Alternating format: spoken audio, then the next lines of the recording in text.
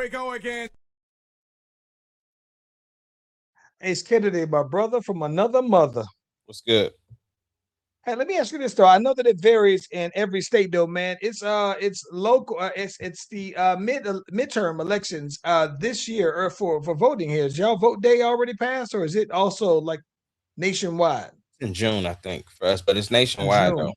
We got some elections Okay. coming up in June. I know some local elections. Uh, but yeah, it's everybody for mid excuse me, for midterms. Yeah. So we have out here. We have our running for governor. And then we also have the current senator spots that we have the two. We have this cat Jeff Ossoff, young dude out here, and then Raphael Warnock. And I believe one of theirs, if I'm not mistaken, man, I think that Jeff Ossoff's position is the one that's currently up for reelection. And so luckily, man, we already, voted early though, man. But now, a pretty big election, though, man. One of the things I think that's very interesting about this particular election for the governor's seat, right, is that I'm not sure, like for the on the Republican side of things, there's this cat here that's running. His last name is Jackson. Like out here, they have Jackson EMC's the one of the main power companies out here. So the owner of that is running for governor. And I think that he is one of the leading candidates out here for the Republican Party. And then, oddly enough, for the Democratic Party, a very familiar name, Lakeisha Lance Bottoms. She was the mayor of Atlanta. She also was the mayor, I believe, at the time that Joe Biden was president, and I think that they were thinking that she would hold some type of presidential cabinet because she was one of the ones that helped deliver at that particular election a lot of the reform or the changes actually for Georgia getting Joe Biden in there though, man. And so yeah, it was kind of refreshing to see a familiar face on there though, bro. That's what's up. Yeah, Yeah. just by name recognition alone, I think that she'll be there. And I think one of the concerns that that we have out here is that we have one of those rules, and I'm not sure how it is in Oklahoma, but out here in Georgia, if a majority isn't met, then you have a runoff. And so one of the concerns was that people are basically saying, "Hey, there's a lot of names that are out there, some good candidates out there for the Democratic Party." But then it's just like, all right, we're provided that most of these kind of at least wash out. Who's really going to be left on a runoff ballot that you can say, all right, it's going to come in November. And then it's just like, all right, after that, what is that going to look like? So it should be an interesting time out here, though, man. Right. That's what's up. Hey, we got some things to get into, though, man. Let's get that music cranked up. Let's do it. Yeah.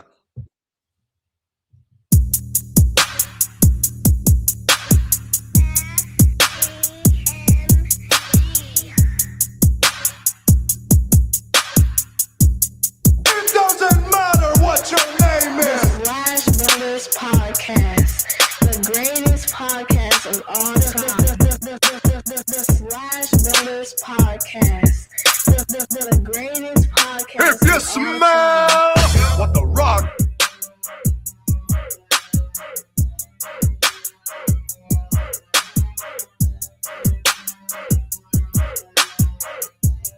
It doesn't matter what your name is. Slash Brothers Podcast,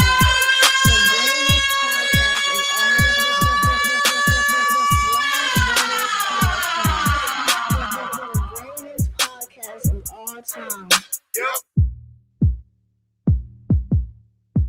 Listen, if you haven't already, be sure to like and subscribe to the Slash Brothers YouTube and Facebook pages, along with our new Twitch page and the TikTok page. Listen, we're live on all platforms at the same time. Whenever you click on the notification, you click on the bell, you get the heads up whenever your boys is doing a thing. Ace Kennedy.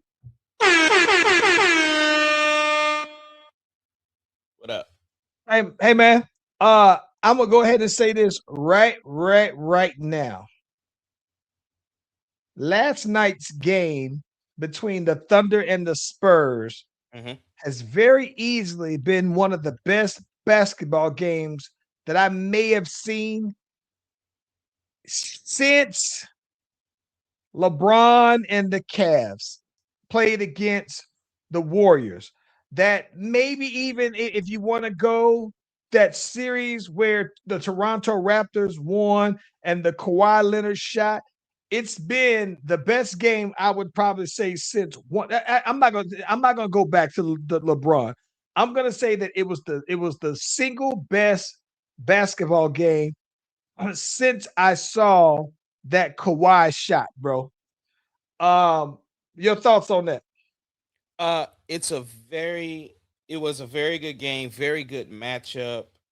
I think that it's gonna be a long ride. But even though the Thunder lost, I will say I am encouraged by the loss Mm. because we didn't shoot well and we still went to double overtime.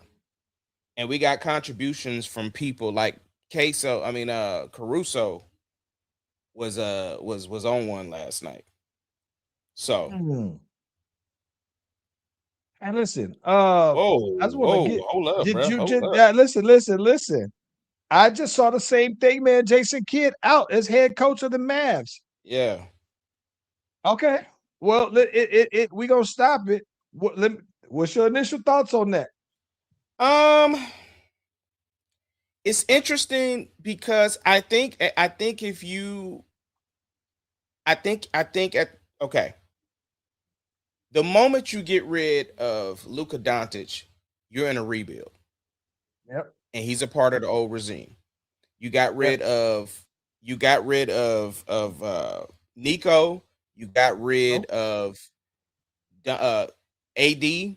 So Jason Kidd was the only thing left. And the thing is, it's interesting that you went immediate rebuild after going to the championship just 2 years ago. it happens. No, well, I'm not gonna say it happens, but listen, I do think I agree with you. It's like, all right, well, technically, these new owners, Jason Kidd wasn't their hire. They inherited him though, right? And so you're Right. right. If you let go Nico and you let go and you're doing a full rebuild, listen, I fully expect that Jason Kidd would bounce back. I can totally see him coaching again, especially if Jamal Mosley got a job already after being let go. And he is less credentialed than Jason Kidd. So I can totally see if you have and I think that here's the thing. I think, to be honest with you, though, I think that he's shown that he can take a team championship built a contending team out there, and I think that he also kind of began to show that, hey, if we had to rebuild, you got Cooper Flag, you got you a flagship player. I think to lead your team, I think that he basically showed that even if you're not contending right away, that he can still be one of those guys to mentor players and help get you there. I don't know. I think it is very interesting that, for one, that they did this before the draft, right? And Mhm. so I am curious to know what direction they'll go in, because my question is that who do you see out there that's a better fit for what you're trying to do than Jason Kidd? Maybe a Billy Donovan. Ooh. Billy Donovan Is is that- Billy Donovan is used to coaching uh that type of talent, like young kids. Because I mean, obviously he came from the college background, and with Sure. him parting ways from Chicago, maybe him. There's some I forgot. I can't think of who else just recently got, because I know Orlando's coach just got picked up. Mhm. Uh oh, I don't know who else Tiago's, needs a coach. huh? I don't know who else needs a coach. Oh, yeah. Portland still needs a coach.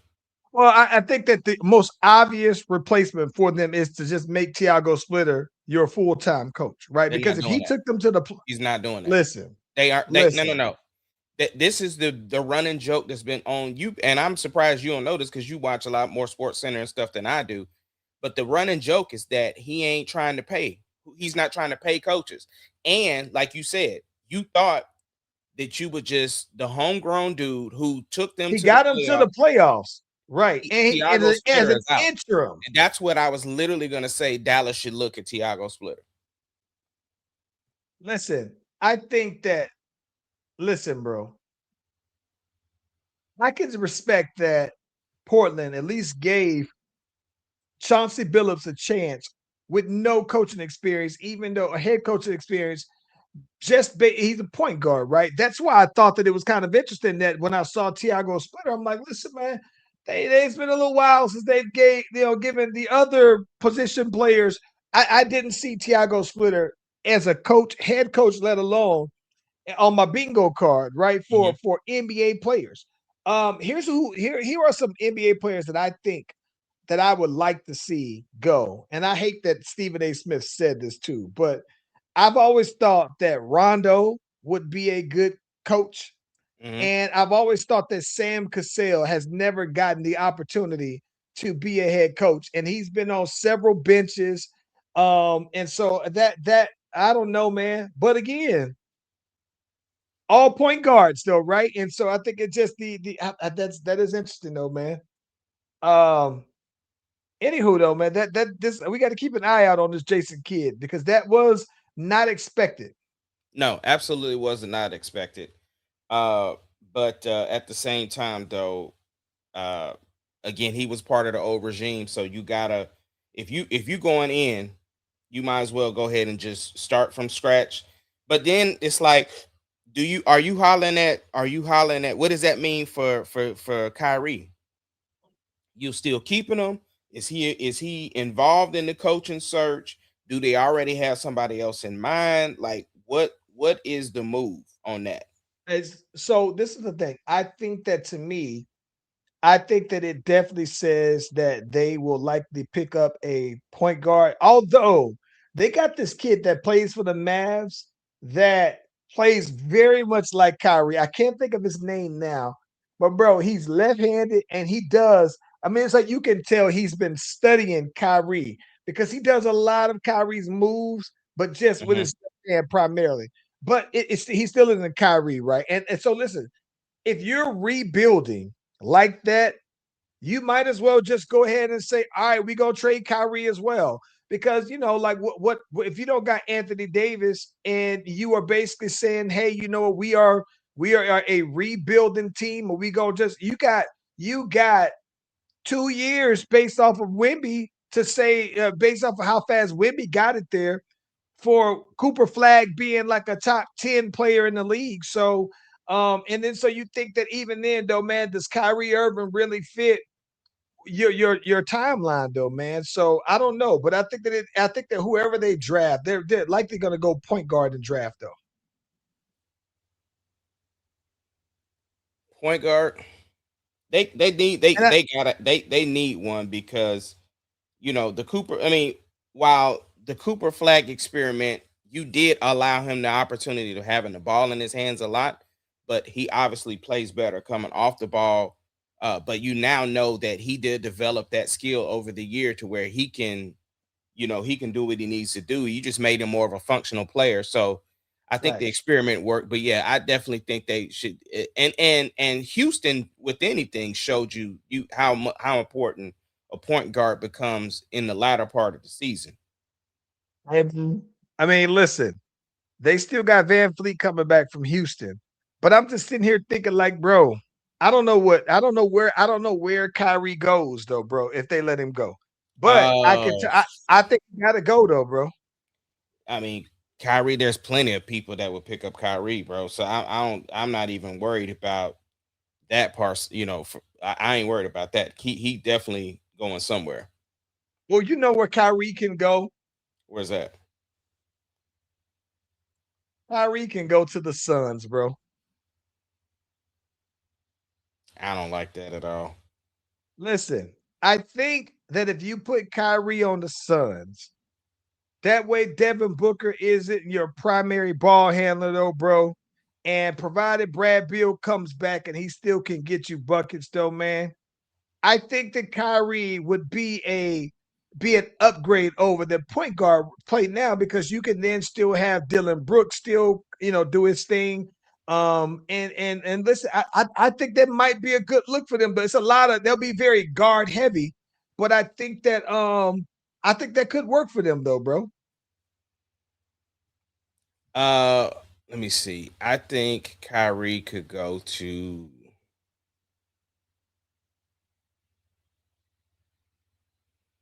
Depending on what Toronto. depending on what Miami does, because if they are looking to get Giannis, they probably gonna move on from Tyler Hero. Yeah. They always be almost about to let go Tyler Hero though, bro. Always. But listen, we were talking about the Spurs Thunder. And listen, I think that this is the reason why I thought that this game was so incredible because listen, me and Landon used to watch basketball a lot together. And now he is so much of a microwave this generation where he only wants to watch the highlight. He'll watch a full recap, but he's not going to watch a full basketball game. And because of that, he's often also very easily to fall for the this is what social media paints the Thunder to be in terms of always fishing for calls, and he's a free throw line mercenary and all this other stuff. And so when I'm watching the game, though, bro, it's like we're watching this, and I'm thinking like clearly he is not rooting for the Thunder to win because he has this preconceived thought about the Thunder. And when we're watching it, though, he is not. He's looking at it now. He's like, no, okay, I do see that it's not quite how it's being painted on social media. But what I loved about the game in itself is the fact that it was a very defensively fought game because, like, I looked up and there were a lot of bad passes out there with OKC, and Dylan Harper had like 6 steals or 7 steals. And every time I was like, I would look, even me, I'm looking at the passes and we're calling them out. It's going to be a steal. It's going to be a steal. So that was one thing. But I think that what I appreciated about the game more than anything is that every single play offensively and defensively was needed because the margin for who was on top never went above like maybe 9, 11, maybe. But I mean, even that got washed away pretty quickly. And even going toward the end, every time you thought that OKC or the Spurs was going to pull away from it, then you Mhm. had this spectacular play that turned it around, though, man. But it's in terms of the sheer entertainment for someone like me who I consider myself to be a very basketball purist. I appreciated the offensive skill along with the balance of how defensive based the game was too though, bro. Incredible game. Yeah, it was a great game. I so my thing is, I've had a lot of Thunder fans ask me questions like, well, how should we play this? I'm like, listen, don't plan against Wemby. Like, if anything with Wemby, just try to frustrate him. He gonna get his points. Stop everybody else. Castle can't go off. Like you said, House can't. I mean, Harper can't go off, and what's his Vessel or Vassal or whatever, he can't go off. Like, you got to just limit them, and you be good. Because it's like, And then and listen, in the NBA, granted, anybody, if you're in the NBA, anybody besides Arthur Thompson should be able to get hot because you're a professional NBA player. So I'm going to assume that anybody in the NBA on a given day should be able to do what Caruso did and say, if you're going to give me these wide open shots, I'm a professional. I've taken this shot thousands of times. You can catch fire. But I agree with you from this. I think that what I would probably do, I like the strategy of J Dub guarding Wimby and Caruso guarding Wimby. It's crazy as it looked to my eye to see Caruso guarding him. I thought that it worked. And the only times that it didn't work to me was when I saw Caruso like gamble. Like there were some times where the ball was up there and he would jump for the steal. And then once he do that, then Wimby's already, one step in the stretch out to pass it or dunk it or whatever. But I think as long as they play Wimby straight up with the same exact strategy, because I'm not gonna put my money on Shea stalling to get started again, though, bro. I think that that was an anomaly. And maybe you can say, well, I'm not going to put my money on Caruso to drop 30 and hit all them threes like that. I just think that the sure thing to me is Shea's 30 points. So his struggle to look like the MVP or to do what he usually do, to me, that was the anomaly. And I don't know that I would change the strategy much until after game two. Yeah, I think that, and obviously this is the first game back for J Dub, and he looked great. So I just don't expect the Thunder to play as bad as they did in game one.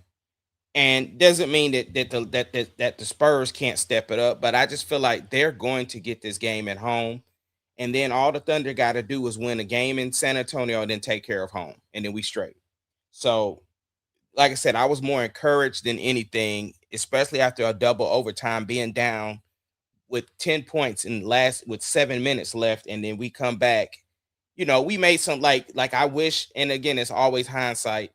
I wish AJ, instead of trying to shoot that three, he would just drove and took that Oh three pointer. man, yes, bro. He didn't have to. There was a play where Shea, if he would have just passed it to Caruso instead of Yep. trying to drive, well, that would have been so. Yeah, there. So listen, I think that what all things considered, though, man, there were opportunities out there to win the game. So it ain't like I said. I do find that it was very promising. Like it wasn't even if they would have lost by it was a 6 point win, but it wasn't quite like that. It was tooth and nail all the way until that very last maybe 1 minute. And so and we only scored like maybe 6 points in that final overtime though, bro. And I don't know, man, but like I said, it could have went either way. Listen, I'm not gonna lie to you though, bro. I think that on this here podcast, though, man, I've always said that a very young team Mm-hmm. have to take their lumps in the playoffs at a high level, learn from it, and then the next time they win it, right? Mm-hmm. OKC did that as well when they lost to Joker. They came back, boom, they straight, right? Listen, bro, I think though, man, that I think that the Spurs are further along. And I think that they may be the exception to the rule. Because I'm not saying that they're going to beat OKC. I'm just saying that if they do beat OKC, I fully expect that they would beat any of the teams from the East, right? And I think that once they win, they're here, right? And they're always going to be amongst those three teams in the West that you can say, nope, it's going to be out of these three. Write it down, take a picture of it. That's it, though. They are here to contend, though, bro. Yeah, they are. And Wimby is great. He's great for the As league. advertised, he is. Yeah. You know what I like about Wimby? This is What's going to that? sound crazy. I like that Wimby isn't Americanized yet. I like that about Giannis. But I don't think that he's Americanized. I like that about Joke. And say what you we always go back and forth about the foreign players being the best players and all this stuff. This is Yep. a whole separate conversation, whole separately. What I do like though, man, I do like that he's not Americanized. To me, that's to me that what makes Giannis more unique. Like Shea to me Mm-hmm. seems Americanized, right? It's like, yeah, he's from Canada, but very influenced by, you know, black American culture. And while I think Wemby is as well, he still seems like a foreign player to me. Wait, wait, All wait, of them wait. are. Hold on, hold on. What you mean influenced Yeah. by black clothes culture? Shay be out here with his outfits. Yes, yes, yes. I'm saying that Shay is like one of us. I don't look at him like he's Canadian. And I don't look I at know you don't. Canadians. I don't look at like this. I don't look at a lot of black Canadians like they're foreign, right? Because they're Northern Americans. They're black Northern Americans. But I think that I do look at black Europeans differently. And I think that Giannis still has his accent. It ain't gone nowhere, right? He doesn't to me, he doesn't I mean, maybe he might have some swag of a black American, but he still seems like a foreigner to me. And I like that about him. I think that makes him unique. And I think that that's one of the things that for Wimby that makes him unique is that he's like when I saw Wemby had a head full of hair, and then the next time I see him with his head shaved because he out hanging out with some monks, right? That to me, like that, no, bro. I like the persona of the foreign players who aren't Americanized for some reason, though, bro. Not that they're better than the American players, because I do like an authentic Black American, like Anthony Edwards, Right. right? Because I see Oh, us when I see him. we But got so much stuff that to was talk just a about, thought. bro. We got so much stuff to talk about. Let's talk about the MVP first, then we'll come back to Ant. Let's do it. So it was reported that the MVP was supposed to be announced at 7:30 p.m. I guess by Amazon.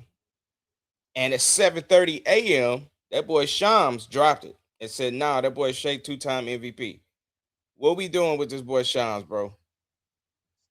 Is he doing his job, or did something like, because again, so Shams was on Pat McAfee. He basically was like, listen, bro, this is just like anything else on my job. My job is to report the news. He said, once I vetted and found out that it was absolutely correct, my job is to report it. I don't care if they had I'm an not mad at announcement it. or not. Yeah, I'm not mad at it. I mean, it's like people used to be excited when they see the Woj bombs, and they're like, "Oh, Woj just dropped." It's that to me though, man. Yeah, So I'm not mad. I get it, and I man, people do not like Shams, bro. But I know that. I know that. Listen, I don't know anybody who disliked Woj, but I do know people have said how much they don't like Shams, though, bro. yeah, that boy Doc do not like Shams, bro. Uh, But yeah. but I'm just saying they had a formal announcement for it, though. Is what, and again, everything else came out the way, just like that.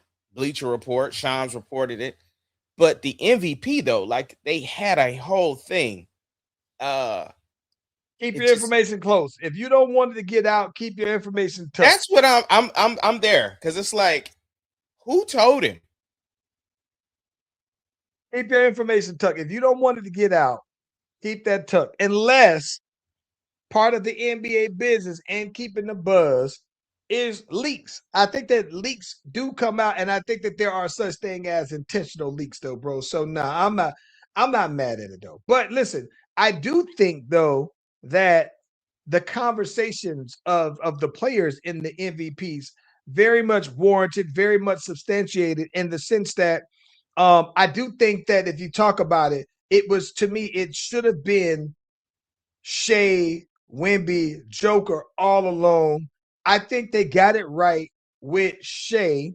Yeah, Um, they said that boy Luca but didn't get no votes, bro. I'm not mad at that. I I know mean, you ain't mad at it, but I'm just saying as much as the media was trying to throw that boy Luca in there.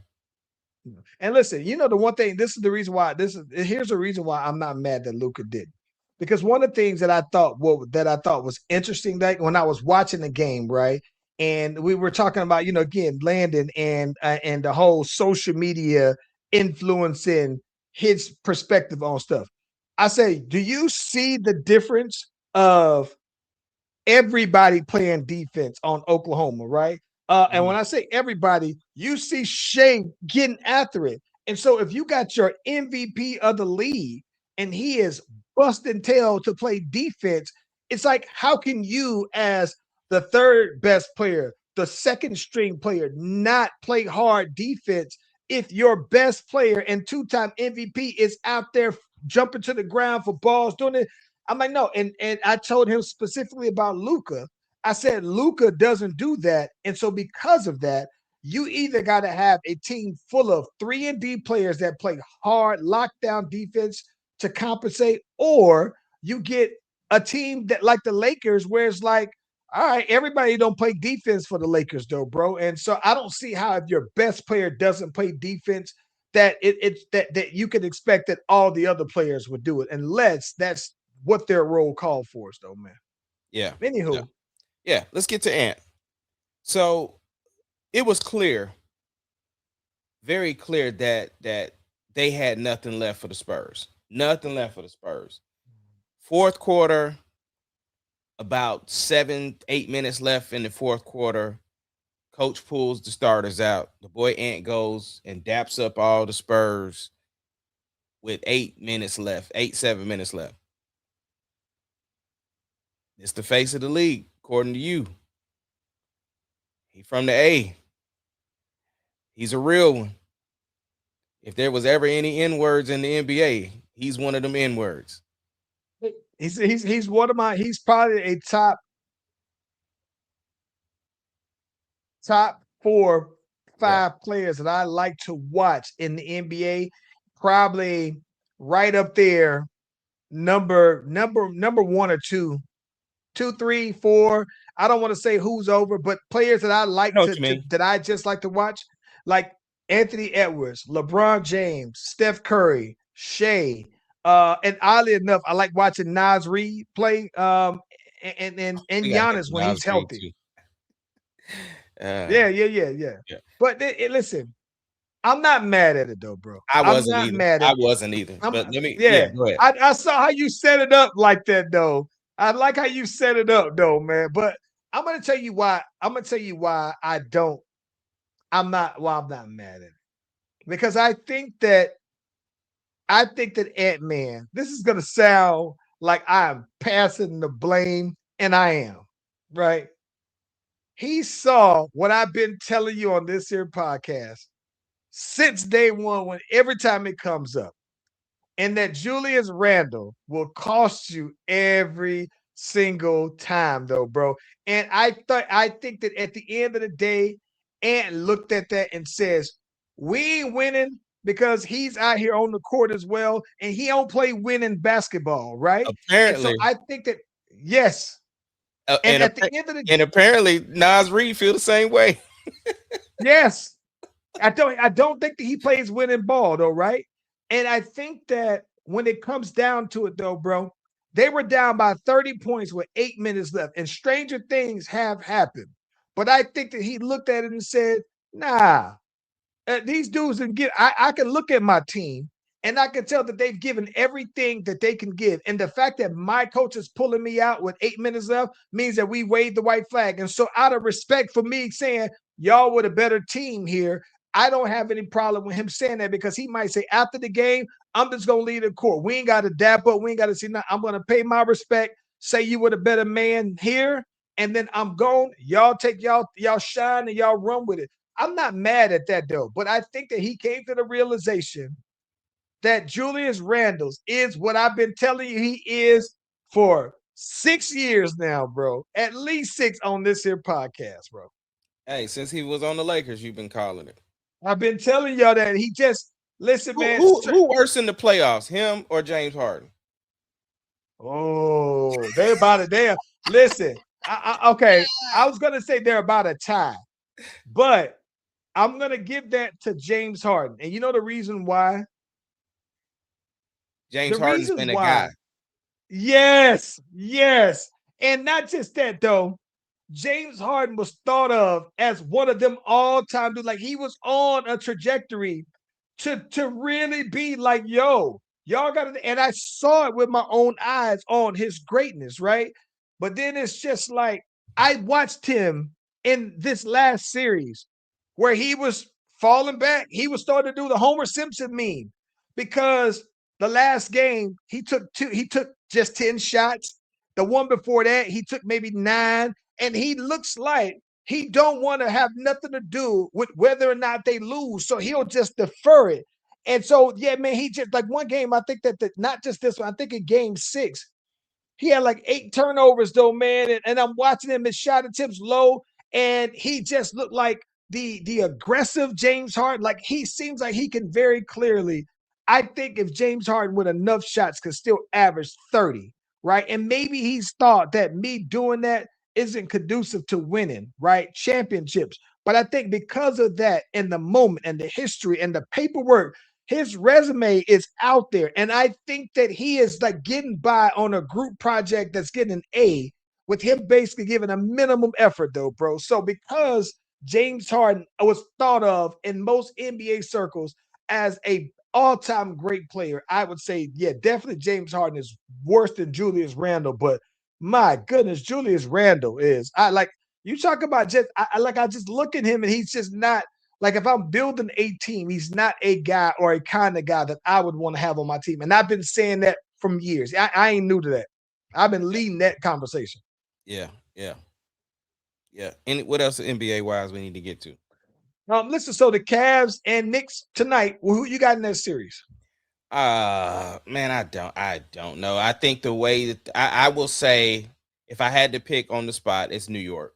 I think that the Cavaliers are just too streaky, and don't get me wrong, New York is too. But if they have finally found the chemistry that they need, then I think that they can do it. So, especially with Detroit out, I think there's a clear path in New York can go to the East. It can be the representative for the East. I unfortunately I agree with you, but for a different reason than we just talked about it. They got James Harden over there, bro. And I just don't see James. Listen, man, this thing is crazy. There is you can make a whole separate Hall of Fame that is for players who have never won a championship, and you can say that that list of Hall of Fame players you could make the argument that it's just as good as the players who have won championships that are also all-time great players. And I think it's hard to win, right? Everything has to line up. And I just don't think that James Harden is destined to be an NBA champion. And so because of how he'll fall back, game 6 and on. If he gets to game 6, he out of there. Now, if the Cavs are going to win, they're going to have to do it in 5 games, so bro. And so, in order for that to happen, you're going to have Cat collapse, which he's done, right? And the only problem is, I just don't think that the Cavs play defense well enough to make me believe that they can stop Jalen Brunson like consistently, though. So I think that they'll win by default because they're playing against James Harden, though, bro. Okay, I get that. All right, man. Let's get to the big story that everybody seems to want to weigh in on. Let's get to this Drizzy Drake drop. Iceman was what everybody was anticipating, but in true Drake fashion, he changed it up and dropped 3 albums. I think it was Maid of Honor or Matron of Honor, Maid of Honor, something like that. And Hamadi, Yep. is it? I think that's it. Okay. Where you at on it? What you think? Okay, so in all fairness, I only listened to Iceman all the way through and multiple times. I haven't listened to the R&B one. Hamadi. I think it's Maid Nirvana is the one. Matron Nirvana is the one that is the dance song one. Yeah, I'm feeling familiar I with it. started listening to that, and oddly enough, I listened to like the first 2 songs, and I wasn't mad at them. I didn't exactly love the songs, but I didn't hate them, and I understood immediately where he was going and why he did those songs, though, bro. Habibti. I don't know how to say I that. don't, I Look, don't know the either. R&B album, the rap album, and the dance album. That's what we gonna call it. Yes. But yeah, So the dance album, like I said, I listened to maybe 3 songs on it, and like I said, I wasn't mad at it. I didn't love it, but I was like somewhere in the middle of that one. And I haven't listened to the R&B one, although Landon Drake is his goat, and he told me that the R&B one has some joints on. He yeah, loves, by the way. The R&B album is the best one to me. Yeah, you There's think some. so? Oh yeah. Here's the thing. I do think there's some joints on the Iceman. Like there's some like so I listened to this dude. What's my boy's name? It's a white dude. Oh my gosh. Knox Hill, I think is his name. And he breaks down raps and stuff like that. I love his breakdowns. And so there's a lot of songs that I've had to revisit because of his breakdowns and stuff. And so I think there's some joints on Iceman. But for me, as a better listen, is the R&B joint. Now Cheetah Print, I think that might be the one on the Maid of Honor. I like that one. There was like I said, the dance album is hit or miss for me because there's a lot of whack stuff on there. And I don't mean it like that, like no disrespect, but I'm just saying like just not my flavor. Uh but yeah, the R&B joint rides. Like I could see myself re-listening to that one. Hey, listen, man. I'm gonna be honest with you, bro. I listened to this is what's crazy. When I listened to uh Iceman, to be honest with you, I liked it on the first chance, the first time I listened to it, the first go around. And then I listened to it again, and the more I listened to it, uh the more I listen to it, the more I actually like it. And I find that there are more songs on it that I like a lot though, bro. Um Surprisingly though, bro, the song that I think I like the least on it is the Ran to Atlanta, the one with Future on it. And it's just because I guess maybe I thought that it just would have been so much more because it's Future Drake. They just came off of whatever their disagreement or disconnect was, right? So that was the main reason why. But listen, bro, I'm looking at the playlist though, right? And I understand the whisper my name, right? And I understand the make them pay. And I also understand this to make them know. I mean, I'm sorry, make them know, make them remember, make them pay. I understand that as him addressing his beefs. But while typically I am a fan of you calling out names, right? Mhm. I do like that it was a sub that you kind of knew who he was talking about without him saying it. And why I respect that on this go around is because it's almost like him saying, I'm not gonna give you the clout by saying your name directly Mhm. because y'all know what I'm talking, y'all know who I'm talking about. I like that aspect of it a lot though, bro. Yeah. Let me see. I definitely think that the record was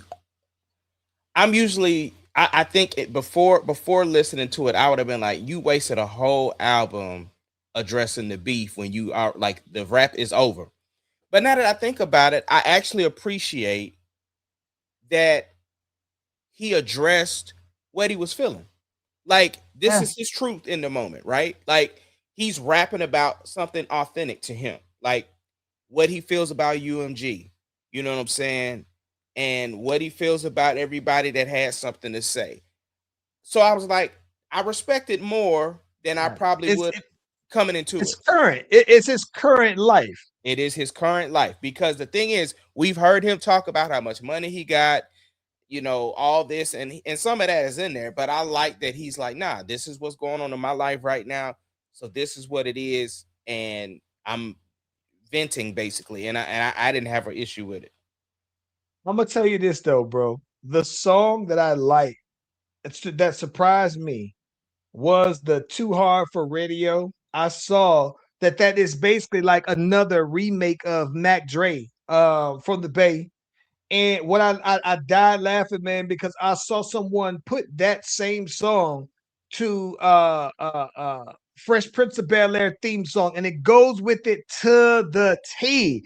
It literally sounds like he is following Will Smith's flow, except that I think that I remember somebody I thought it sounded familiar, and then someone who I know from the Bay sent me the song, the original, and I was like, yo, so that was that. So the other thing that I that the song that I like that's probably one of my favorite songs on here, and it's the simplest song to me. It's Burning Bridges, bro. Like Burning Bridges is hilarious because of how simple it is, Mhm. right? And I think that what makes it my favorite is how simple it is and the fact that he got like all of his crew in the background singing along with it, and it makes it look like it seems like he's clearly talking about ASAP Rocky in the song, right? And so it's like ASAP Rocky on his last project said a couple line or two about Drake on it, right? And so for one, he didn't say ASAP's name, but you got the reference. But the fact that he got his boys and them singing this part as well, it makes it seem like, dog, you was trying to come at me, and we over here laughing at you though, bro. And I was following because he said, damn, your baby mama didn't even post a single. Where's she at? Where's she at? And then they repeat that like 5 times, and his crew is saying, where's she at? Damn, where's she at? And I was falling out laughing. And it's funny because I had to explain that to Landon. And then he was like, oh, that makes it that much funnier now when I hear the song, though, bro.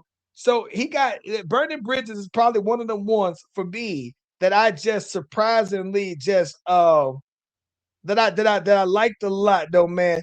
And I love Shebang. Shebang is probably top 3 songs on there that I like though, man. The It's pretty intro dope. was the intro was fire to me. I love the first song, like out the gate. I'm like, all right, Mhm. this is setting the tone for like we getting rapidy rap Drake.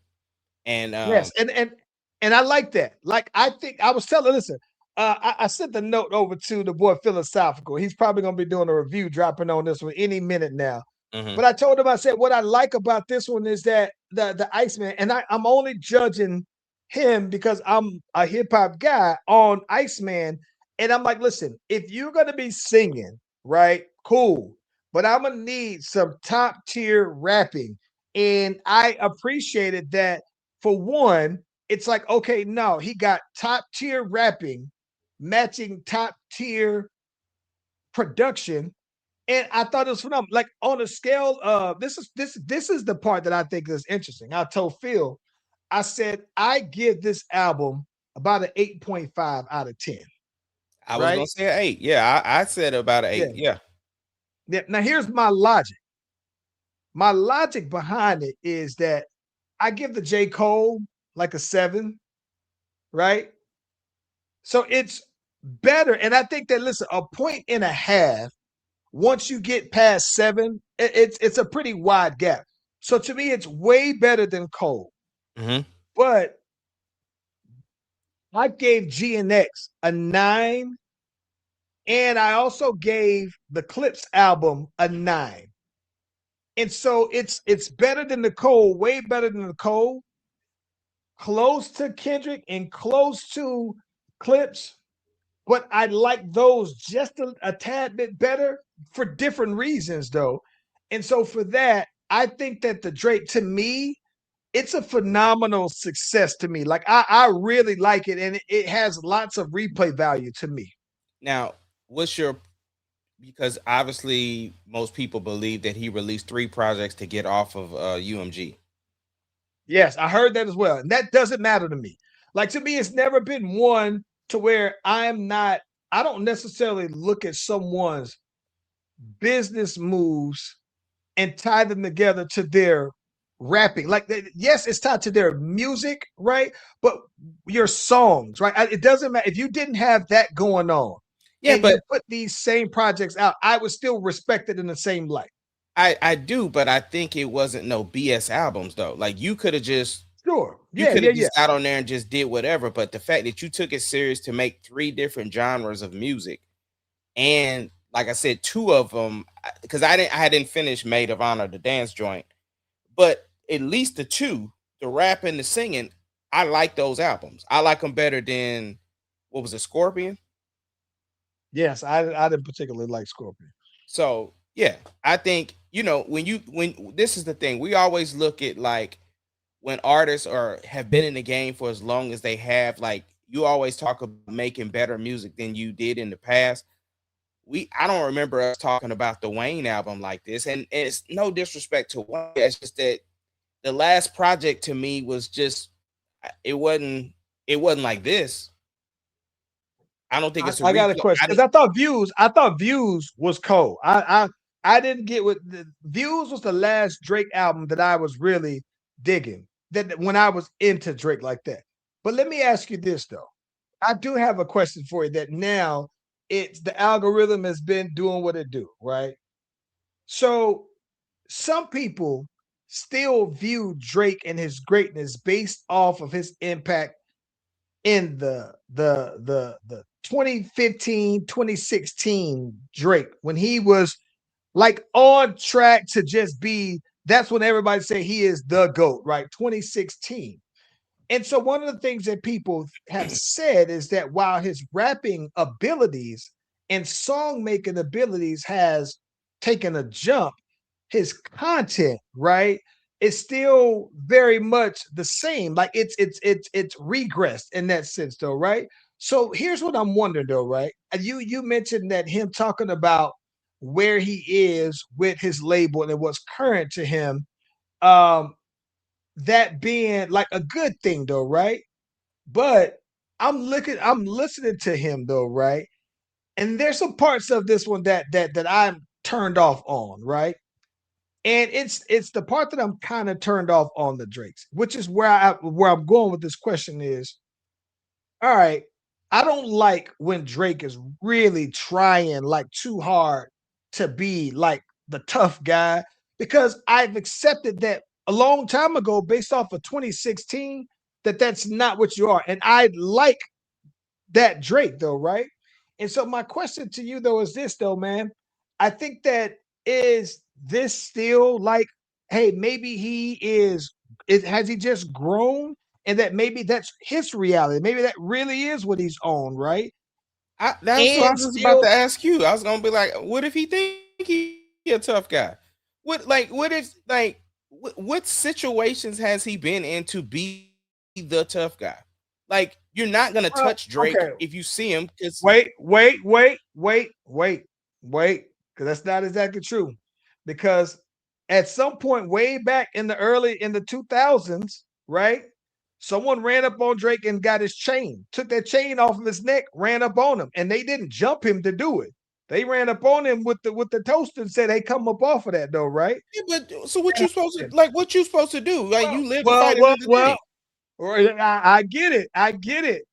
I guess my thing is that it's like to me, it feels like he linked up with 21, and now it's like, come on, bro. We've been say this is the thing that's tough. We've been watching Drake because you think Drake was like 20 when we first saw him. He's And like a lot of people grew up 39 watching him now. on Degrassi. Right. So right. So my thing is this though, right? It's like I think if you talking about how tough you are, if you always been saying that, okay, cool. I don't have no problem at all. But you saying I told y'all I would slap somebody in 99 or 2000. And if I tell you back then I'll slap somebody, I'll still slap the fire out of you right now. I'm not mad at that, right? But I think at the same time, if I've always known you and had respected you to be the hey, I got these bars type. I sing to the ladies and everything like that. Don't get me wrong. You can be like, I'll sing to you and I'll sing to the ladies and slap y'all. That's cool, but you wasn't that. And it feels like now he linked up with the boy 21, and now it's just like, like, I told Phil, I love listening to Drake rap, but I cringe when I hear him say pussies, bro.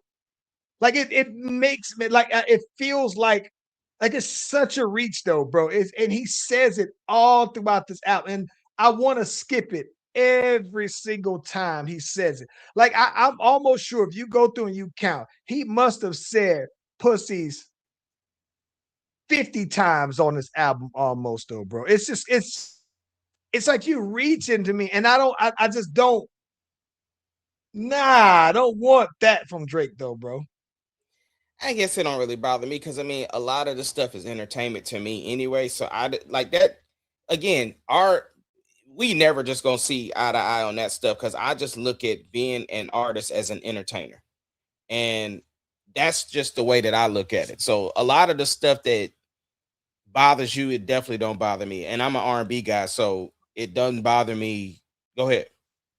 Well, let me tell you how much I'm about to contradict myself because I just sent you a song and I know for sure I'm talking about slapping somebody and pulling that thing out on them, though, bro. The old heads. Yeah.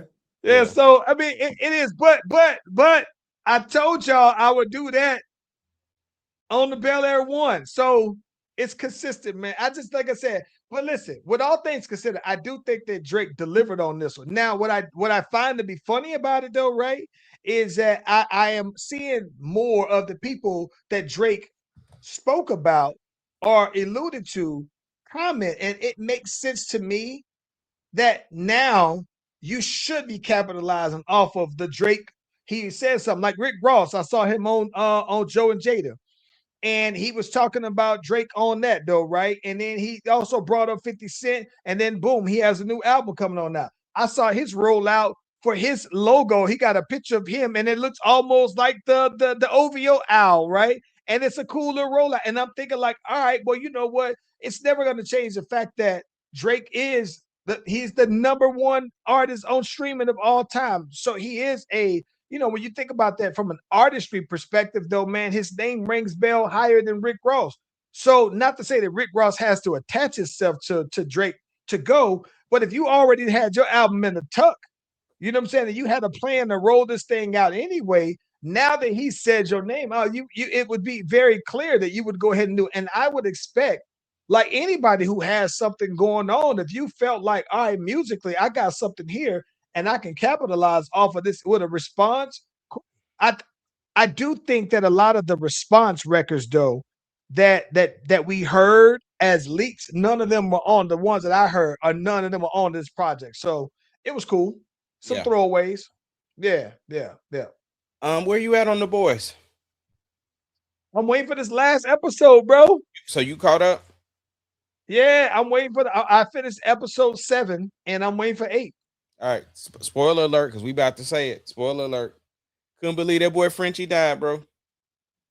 You know what though, man? I this is what's crazy. I totally thought at the beginning of the episode, I said Frenchie about to die, man. Frenchie's When I about saw to the die. name of the title of it, then I maybe could have saw that. But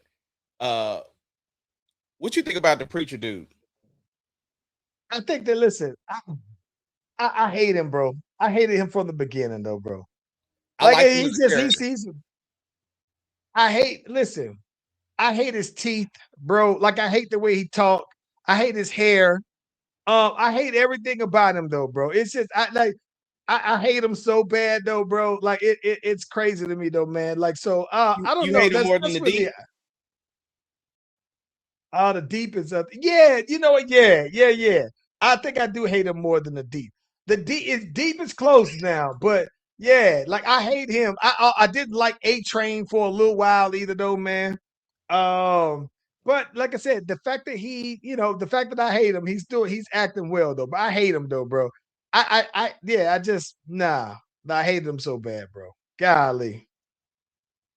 But listen, I do think that man, like I think that what's crazy to me is how much bolder Homelander is getting with just killing people, though, bro. Like Hey, it's just like, huh? he What got is? that because he got that V1.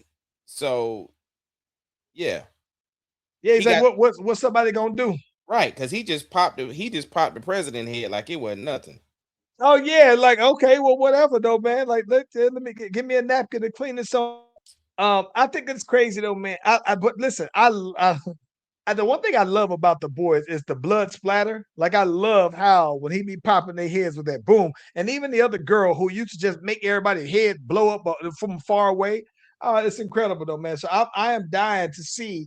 I am dying to see who lives, right? Yeah, Because like I said, I saw Laz Alonso post an interview where he was talking about the last episode, and so I never really, realized. I think we may have talked about this one, but I we did. never realized that him and Homelander had never been in front of each other, right? And so there's that point where so I'm curious. I want to know who lives.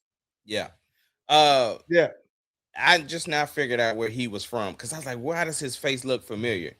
So the preacher dude is from the train show. Oh my gosh, where they living on the train. Oh my god, bro, I think both of us Oh, watched. Ice something.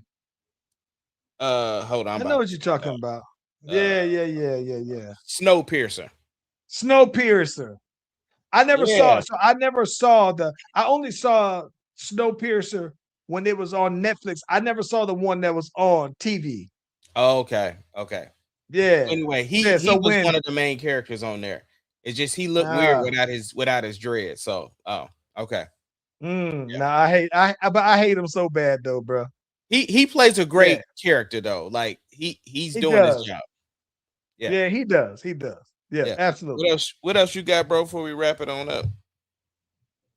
Hey man, you know what? I think that's I am I'm back in the lab, right? So hence Mhm. all of the updates of songs that I'm sending you. That I'm trying to get to like these new plugins. I mean, I'm still having I'm getting closer to them sounding how I want them to sound.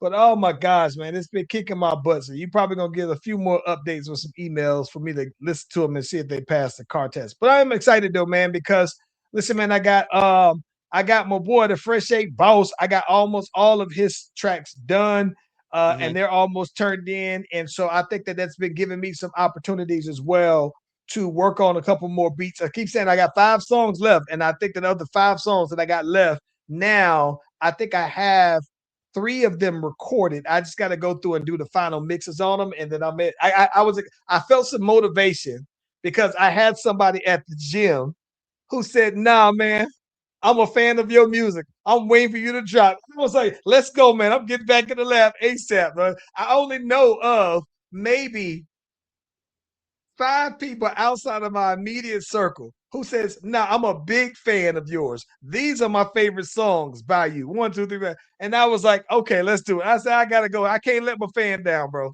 Yeah. That's what's up. Well, look, man, we are the Slash Brothers from ATL Wait, Talk. wait, wait, wait, wait, wait, wait, wait, wait, wait. Shout out to the Ice Princess for graduating. Shout out to that girl Carly also for graduating. That is no small thing. Graduations. Well, Carly graduates this coming Friday, but yeah, This Layla coming graduated Friday. yesterday. Man, tell me why these N words was fighting after the graduation, bro. On Like, site means on site, bro. yeah, but what I'm saying is, what are you fighting for at a graduation? Like, what are you fighting for? Because these weren't like graduates fighting. These is like Ah, parents or relatives of like nobody even knows because Deuce said because Layla got her present out, was waiting outside. We were waiting outside for her present. Deuce was like, the reason why I'm late because these 2 girls started fighting in front of him. He said literally there was a fist that came across like this. 2 girls was fighting. So then we get outside, and then these dudes is like talking. So the principal was like, look, y'all need to go. He's like, either y'all go or you going to jail. Because like the police is already on the way. And the thing was that there's another graduation about to start. So people is out here getting pepper sprayed. They didn't call it, like you hear the sirens. It was so chaotic, bro. And little Charlie she was not there for it. She was like, nah, we got the ride.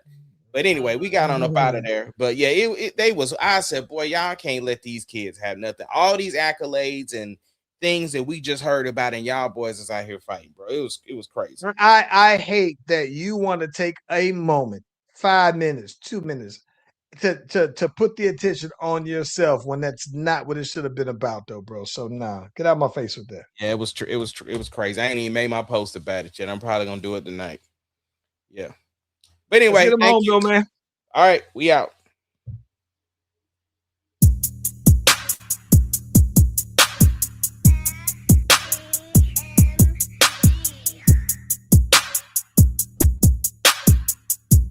It doesn't matter what your name The is. Slash Brothers Podcast, the greatest podcast of all time.